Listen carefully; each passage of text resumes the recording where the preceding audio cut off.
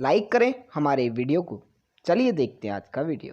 और साथ साथ भारत और चाइना में जो टिफ हुई है और जो एक अंदर आई है फौज चाइना की हवाले से थी, क्या अहमियत है इसमें। इस सेक्शन में हमारे साथ जनरल रिटायर्ड इजाज अवान साहब होंगे। मामला हुआ क्या है, इसके बाद हम इसकी इम्प्लीकेशंस के हवाले से आपसे पूछेंगे कि ये झगड़ा है क्या और इस वक्त ये झगड़ा किस मकाम और नहज पर पहुंच चुका है। जनाब जनरल साहब।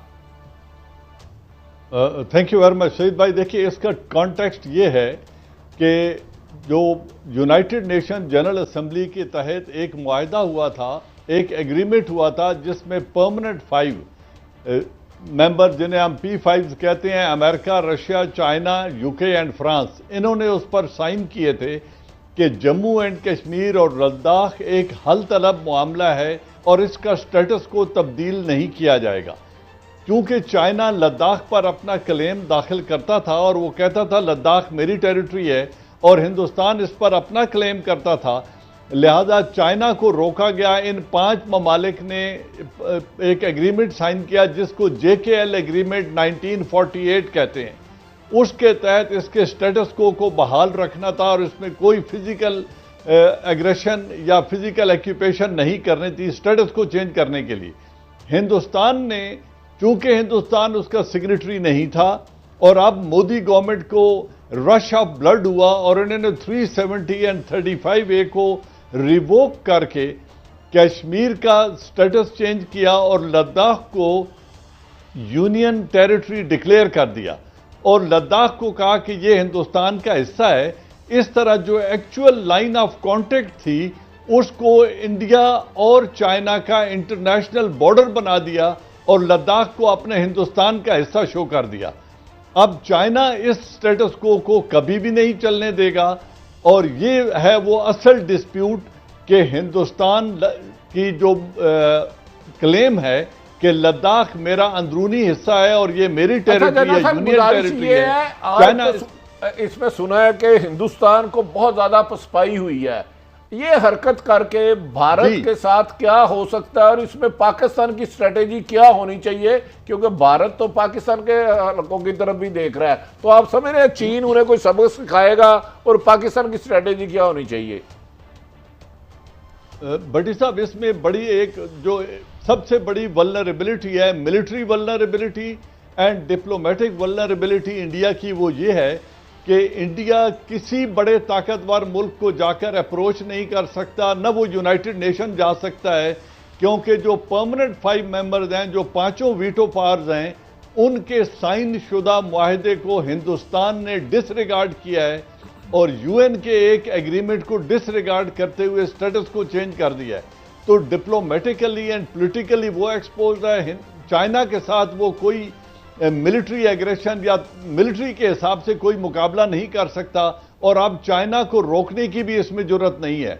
दूसरी तरफ इसने नेपाल और पाकिस्तान के साथ अपना जो एक मुखासमत है उसको बढ़ा दिया है। नेपाल में भी यही कर रहा है, उनके रेल रोड और चाइना लिंक को डिस्टर्ब करने की कोशिश कर रहा है और खुद पाकिस्तान का जो लद्दाख का और शारा रेशम और CPEC का स्टेटस है उसको वो मुतासिर करना चाहता है और पाकिस्तान का जो आज़ाद कश्मीर है उस पर अपना क्लेम दाखिल कर रहा है। ये पाकिस्तान को चाहिए कि एक इंतहा पसंद हिंदू हुकूमत जो इंटरनेशनल एग्रीमेंट्स का एहतराम नहीं करती, उसके तौर पे उनको एक्सपोज किया जाए यूनाइटेड नेशन में और परमानेंट 5 में, और उनके हक में कोई वीटो पावर भी अब इंडिया के हक में नहीं आएगी क्योंकि उनके मुआहदे। और जनरल साहब जरा एक रहनुमाई करें, एक रहनुमाई करें। आप क्या समझते हैं जो मोदी ने सर में एक जंगी जुनून है, उसका ये जुनून अगर ये चीन के साथ टकराता है तो क्या भारत को इसका कितना नुकसान हो सकता है? कि इंडियन मीडिया ने हमेशा की तरह वही काम किया कि लड़ाई अपना चाइना और इंडिया की, तो उसमें पाकिस्तान को इल्ज़ाम ऐसे भी हैं कि पाकिस्तान की इंटेलिजेंस इंफॉर्मेशन भी इसमें शामिल है, एक कोई जॉइंट वेंचर भी है और जनरल बाजवा पे बड़ा फोकस किया जा रहा है। मैं आपसे एज ए मिलिट्री एक्सपर्ट समझ रहा हूँ कि ये इंडिया को कौन सी ऐसी साइकोलॉजिकल प्रॉब्लम है कि हर चीज़ का राब्ता पाकिस्तान से जोड़ते हैं। ये इस वक्त उन्हें जो कश्मीर में मुश्किल का जिसका सामना है, एक वो पाकिस्तान आर्मी चीफ को और पाकिस्तान आर्मी को डिस्क्रेडिट करना चाहते हैं और उनको वो एक बोंडा सा इल्ज़ाम लगा के, एक बेबुनियाद बात करके कि जी उन्होंने कश्मीर को तर्क कर दिया है, छोड़ दिया है, अबेंडन कर दिया है। एक तरफ ये इल्ज़ाम लगाना चाहते हैं रहे हैं, तो उधर भी जो बुरे तरीके से इंडिया एक्सपोज हुआ है, इसको वार्ड ऑफ करने के लिए अपने मीडिया का उनको एक टॉपिक देने के लिए और लोगों को ये एक रॉन्ग नैरेटिव बेचने के लिए वो पाकिस्तान आर्मी चीफ की स्टेटमेंट को ट्विस्ट कर रहे हैं और पाकिस्तान आर्मी को डिस्क्रेडिट की कोशिश कर रहे हैं। तो वो एक बौखलाहट का शिकार हैं। सिंह, ये बताइए ये बताइए क्या फर्दर एस्केलेशन का खतरा है चाइना और इंडिया के माबैन? लेकिन चाइना कितना बड़ा स्ट्रेटेजिक समझौता करने को तैयार है ये चाइनीज पे डिपेंड करता है, क्योंकि अगर वो लद्दाख को छोड़ता है तो उसकी जो शाराए रेशम और सी पैक है उसको हिंदुस्तान इफेक्ट करता है और वो अपनी स्ट्रेटेजिक पोजीशन कभी भी कंप्रोमाइज नहीं करने देगा। पीछे इंडिया को ही हटना पड़ेगा। और बहुत शुक्रिया जनरल साहब, थैंक यू वेरी मच, आपने हमें एनलाइटन किया। नमस्कार दोस्तों, स्वागत है आप सभी का मेरे साथ। और आपने वीडियो देख ही लिया है दोस्तों। ये जो बंदा है जनरल एजाज अवान, मैं इसको काफ़ी मतलब ठीक समझता था यार, मतलब काफ़ी अच्छा बंदा जो फैक्ट बेस का बात करता है।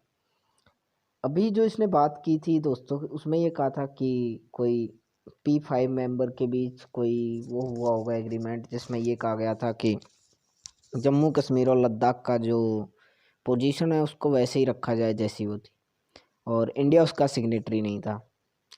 तो सबसे पहली बात, तो जब इंडिया उसका सिग्नेटरी नहीं है और ऐसा कोई उन्होंने एग्रीमेंट किया है P5 ने, तो उससे इंडिया को तो कोई फ़र्क पड़ेगा नहीं, क्योंकि इंडिया के लिए P5 कोई मायने नहीं रखता है।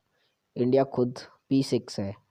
इंडिया किसी P5 के दबाव में नहीं आता है, किसी P5 की सुनता नहीं है, ठीक है।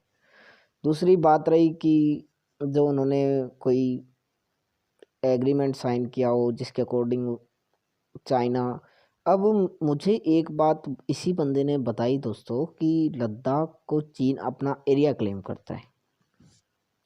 सच में मुझे इस बारे में नहीं पता था कि ऐसा भी है, लेकिन भाई मैं एक चीज़ जिसको क्लियर कर देना चाहता हूँ कि चीन का तो पता नहीं, लेकिन जो अक्साई चीन का एरिया 1962 की वॉर में जो चाइना के हिस्से में चला गया है वो हमारा एरिया है और हम उसे लेंगे, हम उसे वापस लेंगे। इंडिया उसको वापस लेगा, लेकिन कैसे लेगा, कब लेगा, ये समय बताएगा दोस्तों। अभी इस बारे में पता नहीं मुझे कि गवर्नमेंट क्या सोच रही है, लेकिन अक्साई चीन हमारा एरिया था जो चाइना के पास चला गया और उसे हमने वापस लेना है। पहली बात तो ये।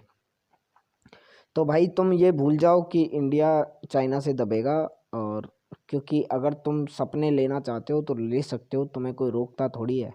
और सपने तो पता नहीं तुम कैसे कैसे ले लेते हो। तो ये सब सारी चीज़ें हैं। दूसरी बात रही दोस्तों, ये बात करता है कि इंडिया जो है गिलगित बाल्टिस्तान और POK पर अपना दावा। अबे भाई दावा नहीं करते, मेरी बात सुन, वो हमारी टेरिटरी है, ठीक है, वो हमारा हिस्सा है। POK हो गया और गिलगित बाल्टिस्तान हो गया, ये हमारा हिस्सा है। इस पे तुम्हारा तो क्या, तुम्हारे पुरखों तक का अधिकार नहीं है, सुन गया। तो मैं तुमसे एक चीज़ कहूँगा कि POK और गिलगित बाल्टिस्तान को तुम जितना जल्दी हो जाए अपनी मेमोरी से निकाल दो और उसको भूल जाओ। और रही बात कि POK और गिलगित बाल्टिस्तान को और इंडिया चाइना से कैसे ट्रीट करेगा, तो आई थिंक कि इसने देखा नहीं है। कल जब चाइना के जो तेवर हैं वो नरम पड़ गए, उसको पता चल गया है कि इंडिया उससे दबने वाला है नहीं। वो कितनी फौज ला ले या कुछ ला ले, हम उससे यार दबते थोड़ी हैं। चाइना की औकात क्या है, कोई औकात नहीं भाई हमारे सामने। अपनी ऐसी तैसी कराओ, हम अपने आप को मानते, बाकी हम नहीं मानते किसी को, सुन गई। हम चाइना को ये समझते हैं कि चाइना दुनिया में किसी के साथ युद्ध लड़ने की औकात चाइना की नहीं है, क्योंकि हमें पता है चाइना युद्ध नहीं लड़ सकता। और लड़के देखना हो तो लड़के देख ले भाई, पता चल जाएगा उसको आटे दाल का भाव क्या होता है, ठीक है।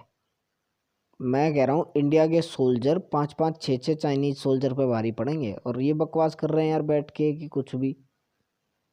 तो भाई गलत फहमी में हो तुम, ठीक है। इससे बाहर निकलो, POK गिलगित बाल्टिस्तान से बाहर निकलो और जाओ कहीं, निकल जाओ भाई। तुम्हारे लिए ये दुनिया नहीं है। दोस्तों आपको वीडियो कैसा लगा आप मुझे बताइए कमेंट सेक्शन में। मैं मिलता हूँ अगले वीडियो में, तब तक